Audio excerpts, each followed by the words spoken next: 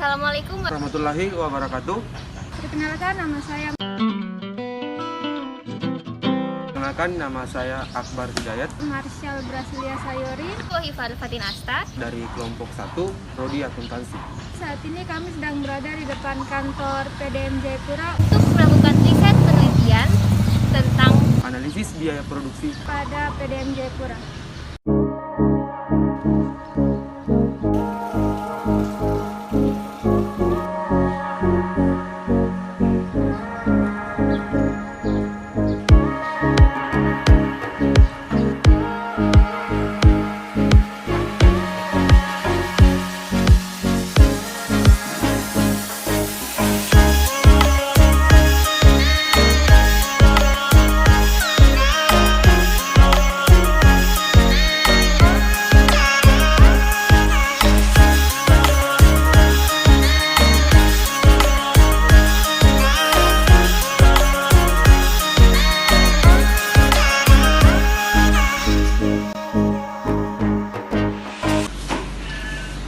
Assalamualaikum warahmatullahi wabarakatuh. Selamat siang. Perkenalkan, nama saya Akbar Hidayat, salah satu mahasiswa dari Universitas Yapis Papua, Prodi Akuntansi, Fakultas Ekonomi dan Bisnis. Saat ini kita berada di kantor PDAM Jayapura, Provinsi Papua. Tujuan kami datang ke sini untuk melakukan riset penelitian terkait biaya produksi pada PDAM Jayapura. Bersama narasumber kita, silakan Pak bisa memperkenalkan diri terlebih dahulu, Pak. Baik, terima kasih. Saya dengan Pak David dari bagian SDM PDAM Jayapura. Saya akan menjawab beberapa pertanyaan dari Akbar ya, yang terkait dengan khususnya bagian SDM. Jadi kita melangkah ke cara kedua, yaitu kita akan mempertanyakan beberapa pertanyaan seputar profil dari PDAM Jayapura. Baik Pak, di sini pertanyaan pertama, kapan sih Pak PDAM Jayapura ini didirikan? Baik, selintas dari sejarah PDAM Jayapura mulai terbentuk dari tahun 1945 sampai 1963. Itu pengelolaan diambil alih pemerintah kerajaan Belanda dengan judul waktu itu Resident Water Staatsdienst atau RWD singkat. Nah, setelah itu kelanjutan lagi tahun 1964 sampai 1983 itu dikelola oleh Dinas Pekerjaan Umum. Nah, selanjutnya lagi tanggal 20 Agustus 1983 melalui surat keputusan Menteri PU nomor 128 garing KPT garing TK garing 1983 dilaksanakan pembentukan Badan Pengelola Air Minum atau yang disingkat BPPAM Kabupaten Jayapura. Nah, selanjutnya tanggal 3 September 1984 melalui surat keputusan Bupati tingkat 2 Jayapura nomor 188/97/1984 dilaksanakan pengalihan pengelolaan air minum dari DPU Kabupaten Jayapura ke BPPAM yang meliputi Jayapura Utara, Jayapura Selatan, Habepura dengan jumlah 6.000 SR atau sambungan rumah. Nah, pada tahun 1987 IKKG-nya atau yang disingkat PPSAB diserahkan kepada Badan Pengelola Air Minum Jayapura dengan jumlah 150 SR sambungan rumah. Selanjutnya tanggal 10 Mei 1988 melalui surat keputusan Bupati tingkat 2 Jayapura nomor 13 tahun 1988 dilaksanakan penyerahan pengelolaan air minum DPU Seksi Sentani kepada BPPAM Kabupaten Jayapura dengan jumlah SR 225 SR. Selanjutnya tanggal 20 Juni 1992 status BPAM dialihkan menjadi PDAM. Jadi pada tahun 1992. Nah, bulan Februari 2010 pelayanan bersama antara kabupaten dan kota diambil alih oleh dua kepemimpinan dengan MOU waktu itu. Jadi kerjasama dengan bupati, kepemilikan bupati dan wali kota tahun 2010. Jadi berdirinya PDAM itu sejak tahun 1992, beralih nama dari BPAM ke PDAM Jayapura. Berarti memiliki banyak proses yang berproses sampai saat ini ya Pak? Betul. Sekarang nih Pak, kita melangkah ke pertanyaan kedua Pak. Ya. Mungkin masyarakat di luar sana pada bertanya Pak, apa sih visi dan misi PDAM Jayapura untuk khususnya di Provinsi Papua? Baik, mungkin untuk visi PDAM Jayapura bisa dilihat dari pintu masuk maupun dari seragam yang sering kami pakai, seragam olahraga. Biasanya di belakang itu ada visinya menjadikan perusahaan yang sehat, prima dan mandiri. Itu visi kami. Nah, sedangkan misi dari kami ada 6 untuk misi dari PDAM Jayapura.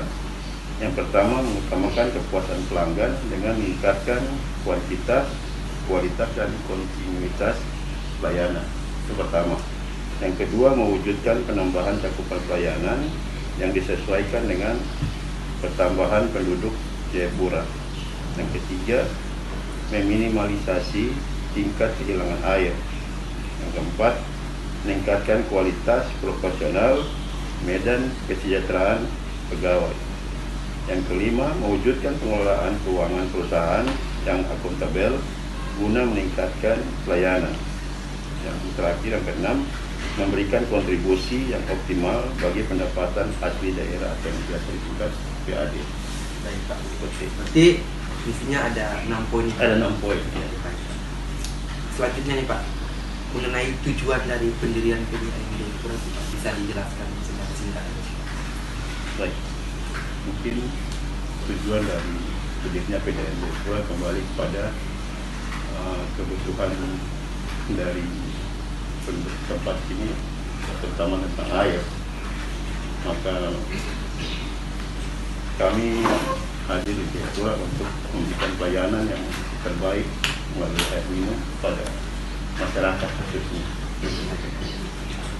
Sesuai dengan apa moto kami tadi, selain dengan prima, sehat dan mandiri. Nah yang terakhir nih Pak, yang kita mau tanyakan mengenai bagaimana sih struktur organisasi PDAM Jayapura? Ya, baik. Mungkin susunan struktur organisasi kami yang terbaru ini ada beberapa unit kerja. Kami memiliki ada 6 unit pelayanan, yang diantaranya ada unit Jayapura Selatan yang biasa disingkat UPP Jayapura Selatan, UPP Jayapura Utara, UPP Abepura, UPP Waena, UPP Sentani, dan yang terakhir UPP Moratami untuk melayani masyarakat di sekitar kota Jayapura. Baik, mungkin hanya itu Pak beberapa pertanyaan yang kita mau tanyakan seputar profil dari PDAM Jayapura. Dan semoga apa yang disampaikan oleh Pak David selaku bagian dari SDM ini, kita sudah bisa mengetahui, oh ternyata profil dari PDAM Jayapura seperti ini. Saya mengucapkan banyak terima kasih kepada Bapak karena memberi meluangkan waktunya kepada kami. Terima kasih Pak. Saya mohon undur diri. Akbar Hidayat, terima kasih. Wassalamualaikum warahmatullahi wabarakatuh.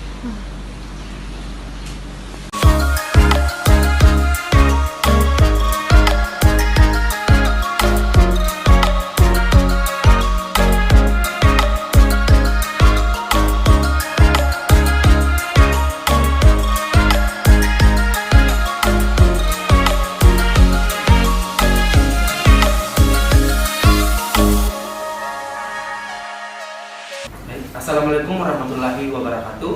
Selamat siang. Saya selaku Akbar Hidayat, mahasiswa dari Universitas Yabis Papua, Prodi Akuntansi. Hari ini kita berada di kantor PDAM Jayapura melakukan penelitian mengenai analisis biaya produksi pada PDAM Jayapura. bersama Bapak bisa diperkenalkan diri dulu Pak. Oh iya. Baik. Kebetulan saya membidangi bagian teknik di PDM Jayapura. Nama saya Daniel KH Manipandu, manajer distribusi dan pemeliharaan PDM Jayapura. Mungkin itu yang saya kenalkan kepada teman-teman sekalian. Baik Pak. Ini kita ada pertanyaan. Ya, Mungkin masyarakat di luar sana mungkin belum mengetahui Pak ya. mengenai bagaimana proses produksi air oleh PDAM Jayapura sampai dapat didistribusikan pada masyarakat. Iya. Pertama-tama sistem yang kami bangun di PDM ini yaitu dengan sesuai pertanyaan yang ditanyakan kepada kami, yaitu pertama kami PDM ini kita bangun dia punya satu wadah, yaitu sistem penangkapan, itu namanya bak penangkapan atau istilahkan inti di sumber mata air. Itu kami bangun, terus kami pasang pipa. Begitu kita pasang pipa itu terdiri dari pipa pengantar atau istilahnya pipa transmisi. Setelah itu kami salurkan ke ada satu tempat yang dinamakan bak penampungan atau namanya reservoir. Nah, di situ kami menampung, yang itu yang dinamakan sistem distribusi. Dari sistem itu kami salurkan lewat pipa distribusi. Pipa distribusi itu yang kami salurkan ke daerah-daerah pelayanan yang ada di Kota Jayapura. Yaitu ada beberapa pelayanan yang kami sudah bangun, yaitu ada 6 unit UPB, yaitu unit pelayanan pelanggan untuk masyarakat di kota maupun di kabupaten. Jadi ada satu di Sentani, yaitu di Kabupaten Jayapura, yang 5-nya ada di Kota Jayapura, yaitu masing-masing satu di Waena, satu di Amepura, terus satu di Jayapura Selatan, terus satu di Muara Tami, dan yang ke-6 di Jayapura Utara. Ini daerah Jayapura Utara. Berarti totalnya ada 6 ya? Ya, itu kita punya unit-unit yang biasa kami gunakan untuk melayani atau mendistribusikan pengaliran air untuk masyarakat yang ada di kota Jayapura. Ya. Baik, kami ucapkan banyak terima kasih Pak. Terima kasih atas informasi yang diberikan. Semoga buat para masyarakat juga bisa mengetahui mengenai proses produksi oleh PDAM Jayapura sampai dapat didiskusikan kepada masyarakat. Saya mengucapkan banyak terima kasih kepada Bapak sudah meluangkan waktunya Pak. Iya. Terima kasih. Mohon undur diri, saya Akbar Hidayat. Assalamualaikum warahmatullahi wabarakatuh.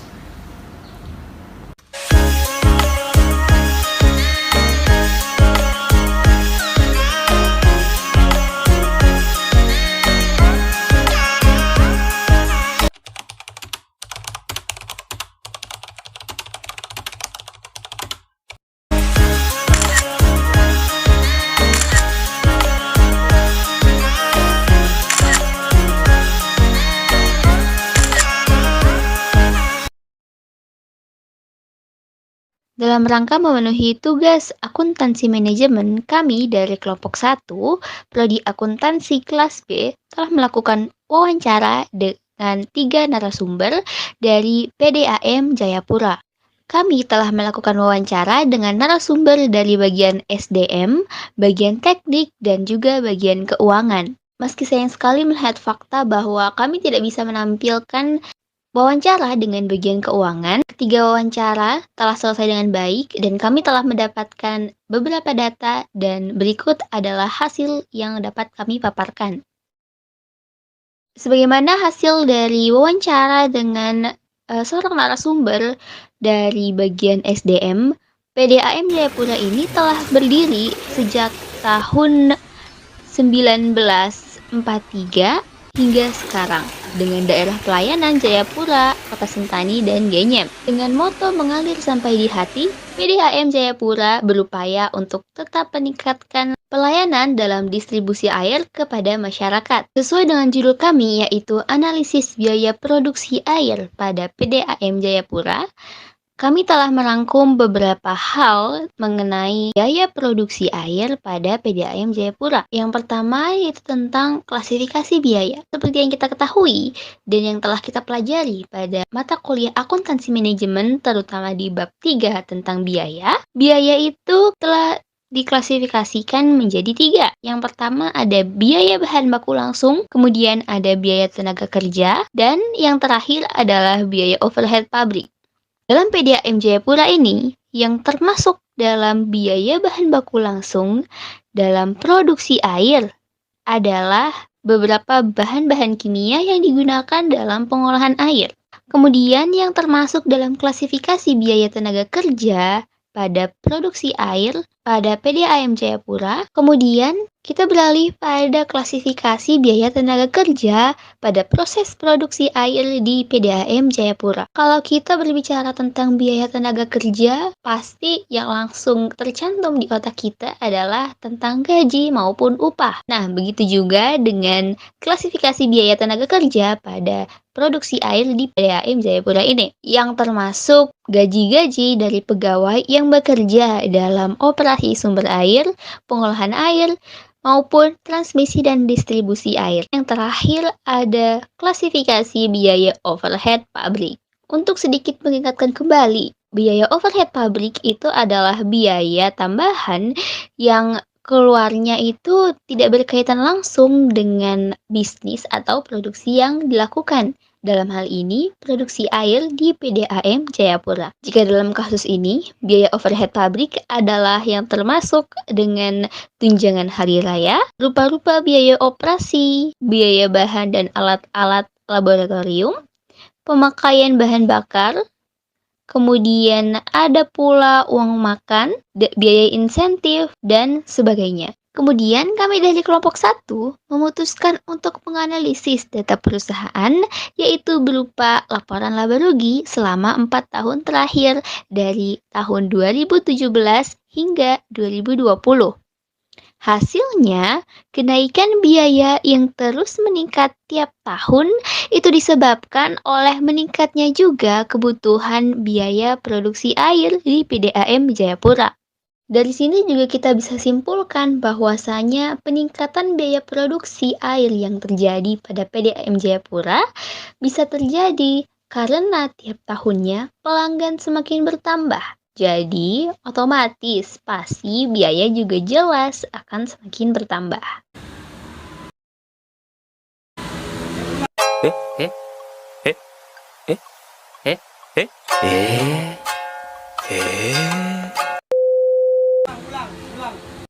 What the dog doing? Ay, ay, ay, ay.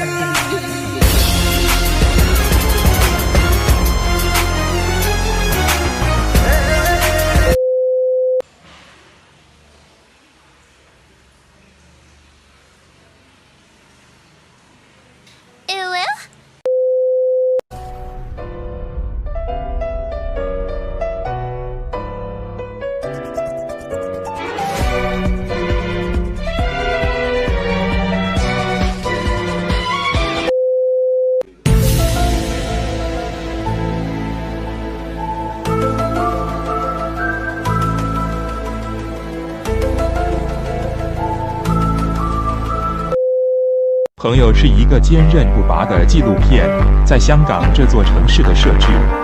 主演钱德勒、罗欧斯、福波斯伊、瑞秋、莫妮卡和一些其